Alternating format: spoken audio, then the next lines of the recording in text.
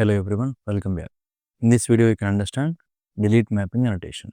Delete mapping annotation is used to handle HTTP delete requests and maps HTTP delete requests to the particular handled methods. The delete HTTP method is used to delete or remove the resource, and delete mapping annotation is inherited from request mapping. Instead of writing request mapping method type request method.delete, simply we can use delete mapping. It is a shortcut. With the help of delete mapping annotation, we can easily define endpoints of REST API and handle different HTTP requests. Let's move to STSID to understand more about delete mapping annotation. This is employee controller. Inside employee controller, implementing one method, that is public response entity string delete employee. On top of method, I'm using @delete mapping annotation. I'm using endpoints like /API /delete employee. I'm using one URI template variable, that is ID, passing ID as the parameter, that is integer ID.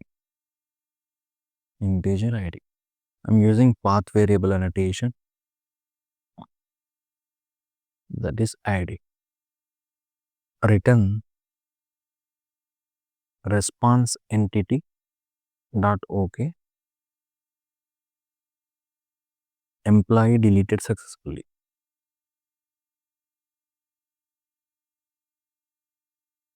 For this method, I am writing one URL, that is http://localhost:8080/ and base URL